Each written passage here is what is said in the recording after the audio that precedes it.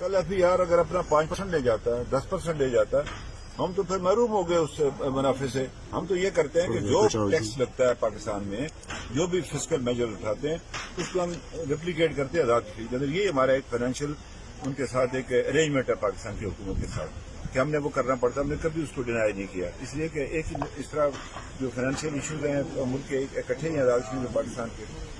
اب انہوں نے ہمیں مطلب بالکل سنگل آؤٹ کیا کہ نہیں یہ صرف آزاد کشمیر. یہ بات جو ہے نا نامناسب ہے.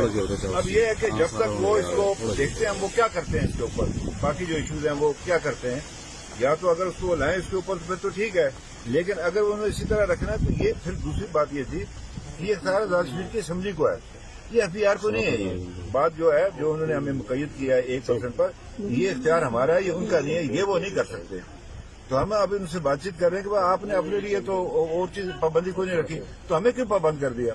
ہمارے ویسے ہی ذرائع آمدن بڑے محدود ہیں تو کل مطلب ہم اسے ہمیں آپ محروم کرنا چاہتے ہیں. یہ ایشو ہے جس کی وجہ سے ہم نے اس کو کہا کہ اس کو موخر کریں اور تب تک ان کے ساتھ ہمارے جو ہے بات چیت ہوگی ہمارے آفیشلز کی پھر جا کر اس کو جو ہے نا وہ اس کو اس پر غور و فکر کریں گے. سر الیکشن کے حوالے سے بھی بات چل رہی ہے کہ اپنا باہر سے 2 ارب روپیہ جو ہے وہ کہیں دیا گیا اس حوالے سے بھی افواہ چل رہی ہے. ایسا ہے کہ کچھ ایسی باتیں گردش کر رہی ہیں کہ جی ہر کینڈیڈیٹ کو پیسے دیں گے دوسرا کریں گے اس طرح کریں گے. اصل میں اعتراض یہ ہے کہ وزیر اعظم پاکستان کا دفتر استعمال ہو رہا ہے ان کا آفس استعمال ہو رہا ہے. جو پکچرز آتی ہیں وہ بیٹھے ہیں اس میں ان کے منسٹرز ہیں.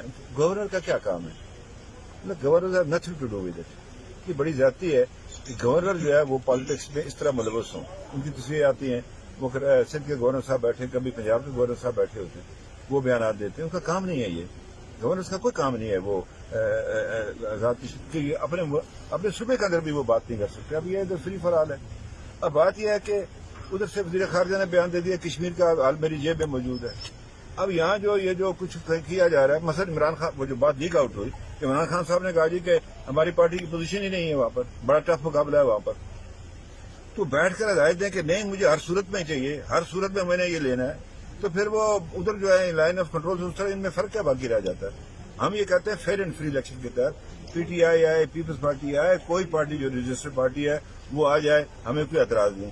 لیکن یہ پرائم منسٹر آفس استعمال ہو پرائم منسٹر ہاؤس استعمال ہو ان کا اپنا پرائیویٹ ریزیڈنس استعمال ہو تو پھر یہ مشکل ہے. وہ بیٹھتے ہیں وہاں پر PTI کے چیئرمین کے حیثیت سے پرائم منسٹر پاکستان کے حیثیت سے PTI کے چیئرمین کے حیثیت سے الیکشن لڑا تھا 2 سیٹیں ملی تھیں. تو یہ جو ہے نا یہ قابل قبول نہیں ہمارے لیے. یہ ہم نہیں مانیں گے. جو مرضی کر لیں. اور پھر یہ ہے کہ یہاں وہ ڈرامہ نہیں چل سکتا جو انہوں نے GB میں کیا آزاد کشمیر میں نہیں چلے گا. یہ بڑا سینسٹیو ایریا ہے. خدا کے لیے ادھر جو ہے نا چھیڑخانی نہ کریں.